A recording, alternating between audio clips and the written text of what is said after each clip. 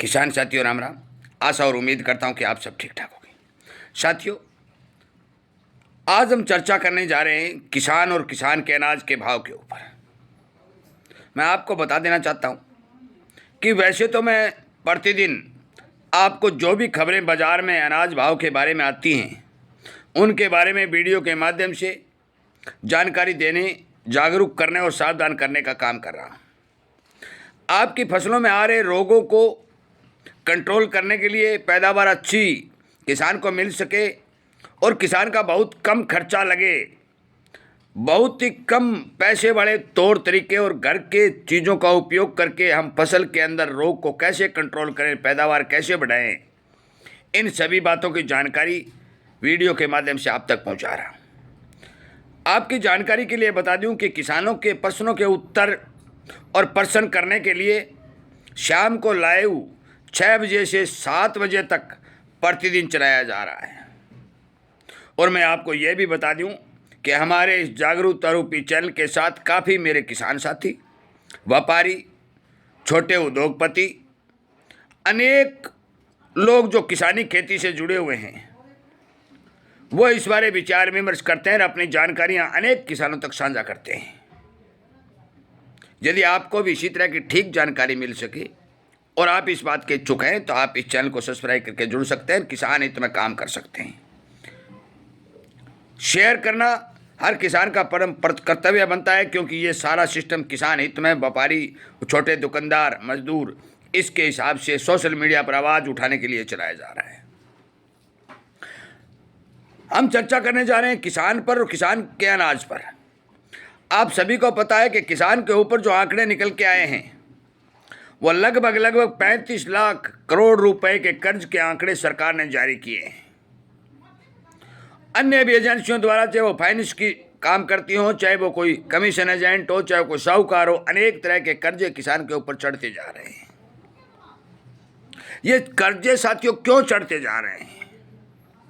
क्योंकि 1960 के अंदर समझने वाली बात है। यदि समझेंगे तो आपको समझ आएगा कि किसान, व्यापारी, उद्योग जो देश के अंदर काम कर रहा है उसको नुकसान होने का मेन कारण क्या है।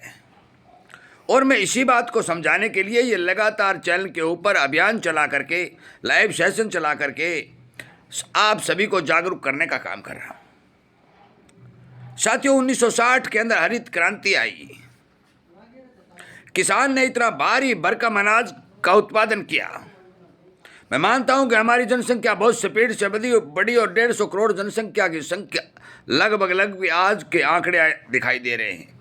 पूरी दुनिया की 18 से 20% जनसंख्या हमारे भारत में रहती है, परंतु उसका पेट भरने के लिए भारतीय किसान ने भारी भरकम मेहनत करके, भारतीय मजदूर ने मेहनत करके, भारतीय व्यापारी ने मेहनत करके, कमीशन एजेंट ने मेहनत करके, भारतीय उद्योगपति ने मेहनत करके एक ऐसा प्लेटफॉर्म तैयार किया कि हमारे देश में रहने वाले किसी भी जीव को किसी भी प्रकार की कोई हानि न हो सके, उसका पेट संपूर्ण रूप से भरा जा सके।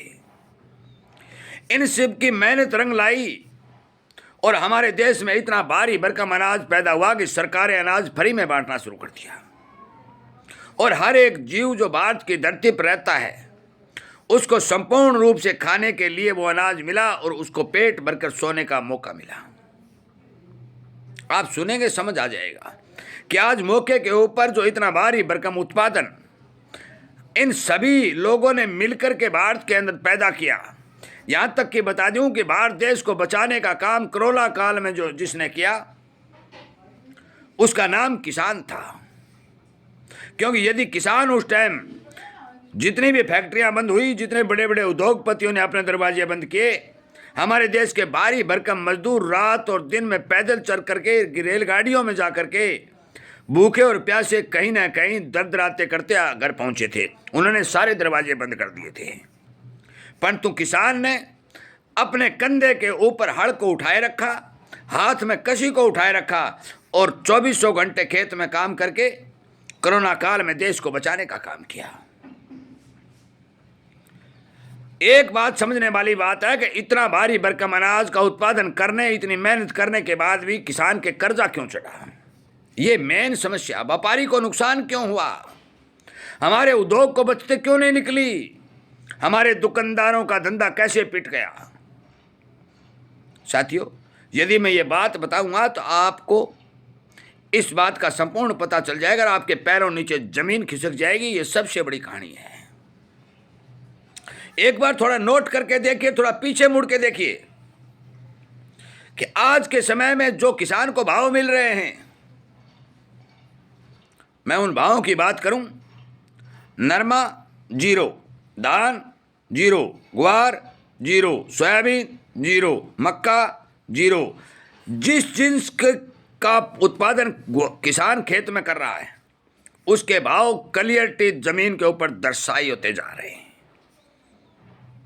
किसी भी जिन्स का भाव किसान को नहीं मिल रहा है। मैं मेरी बात सरकार और सरकार के नुमाइंदों तक लगातार पहुंचाने की कोशिश कर रहा हूं। सोशल मीडिया पर किसान की ताकत को बढ़ाने का कोशिश कर रहा हूं और मेरा एक मकसद है कि आप यदि मेरे द्वारा बताई गई बातों को शेयर करके सरकारी अधिकारियों, नेताओं और अफसरों तक पहुंचाएंगे तो हो सकता है कि उनके बात को समझ में आए।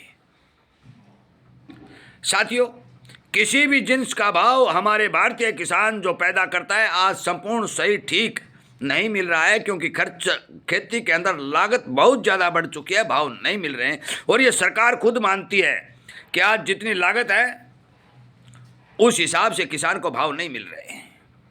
जब सरकार खुद मानती है कि भाव नहीं मिल रहे हैं तो फिर भाव दे क्यों नहीं रही है, ये भी कारण समझ लीजिए। साथियों, धीरे धीरे हमारे देश के सारे एग्रीकल्चर सिस्टम के ऊपर बड़ी बड़ी विदेशी कंपनियां कब्जा करने पर उतारू हो चुकी हैं।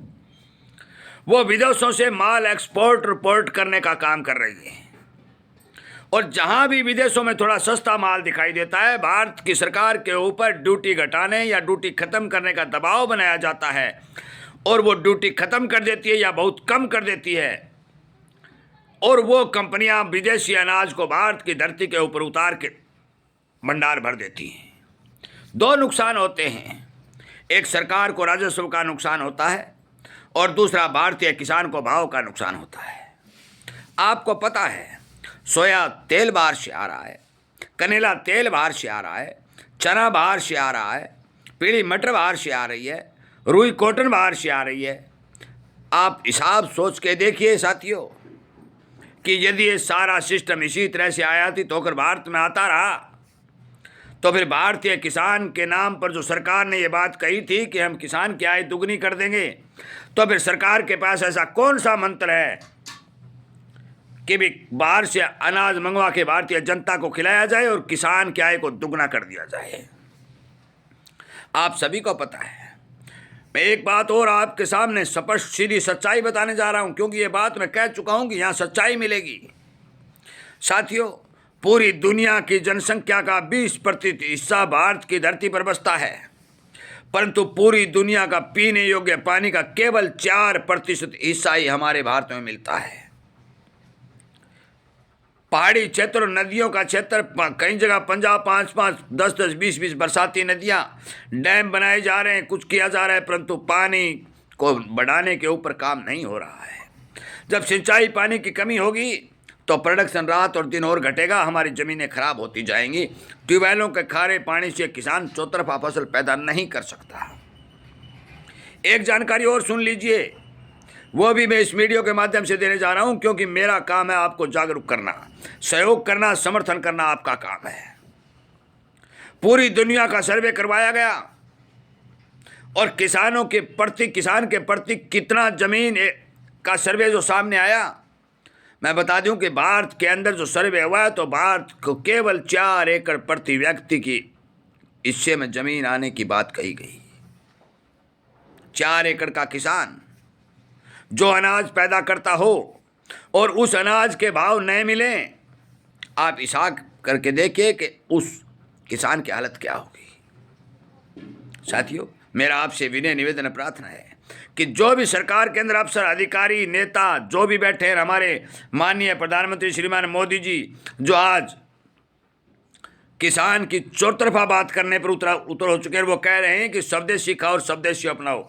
मेरे इस वीडियो को उन तक पहुंचाइए और उनसे डिमांड और मांग करिए, प्रार्थना करिए कि आप विदेशों से आ रहे अनाज के ऊपर या तो अंकुश लगाइए या फिर उसके ऊपर कम से कम 50% ड्यूटी लगाइए, ताकि भारतीय किसान को भाव भी ठीक मिल सके और सरकार को राजस्व का नुकसान नहीं हो। मैंने जो आपको बात बताई ये एकदम सटीक सच्ची कहानी है साथियों। और ये सबसे बड़ी समस्या जो किसान और किसान के अनाज के भाव नहीं मिलने की जो हमारे सामने आ रही है, यह 1960 से चली आ रही सरकारों की विदेशी नीतियों का परिणाम है। इस बात को हमें स्वीकारना पड़ेगा। और आप जब तक ये आवाज़ नहीं उठाओगे, जब तक आप सोशल मीडिया पर किसान हित में 4 कदम आगे बढ़कर सरकार को नहीं जगाओगे, क्योंकि सरकार कुंभकर्ण की नींद सो चुकी है, उसे जगाना बहुत मुश्किल है साथियों, परंतु जगाना आपको पड़ेगा। यदि आप नहीं जगाओगे तो दिनों दिन विदेशी सामान भारत के अंदर आता रहेगा और आपको भाव के मामले में नुकसान होता रहेगा। जो भी किसान मेरी इस बात का समर्थन करता हो वो इस वीडियो को ज़्यादा से ज़्यादा शेयर करे, और जो किसान मेरी बातों का समर्थन करता हो, जिसे खेती के अंदर घरेलू नुस्खे अपना करके खर्च कम कर करके पैदा ज़्यादा लेने की बात सुननी हो, बाजार की जानकारी सुननी हो और किसान के लिए 4 कदम आगे बढ़ना हो, वो किसान इस चैनल को सब्सक्राइब करके इसके साथ जुड़े। किसान वो होता है जो खेती में पैदा होने वाले जिनसों के साथ जुड़ा हो, चाहे वो खेत में काम करने वाला हो, चाहे वो मजदूर हो, चाहे वो व्यापारी हो, चाहे वो कमीशन एजेंट हो, चाहे वो दलिया बनाने वाला हो, चाहे वो दाल बनाने वाला हो। मैं इन्हीं बातों के साथ इस वीडियो को विराम देता हूँ और उम्मीद करता हूँ कि मेरे द्वारा दी गई ये मोटी मोटी जानकारियाँ आपको समझ आई होगी। यदि ये समझ आई है तो कृपया विचार करें और विचार करके ये फैसला लें कि किसान की आवाज़ को सोशल मीडिया के ऊपर बढ़ाना चाहिए, ताकत देनी चाहिए या फिर नहीं देनी चाहिए। आपका बहुत बहुत धन्यवाद।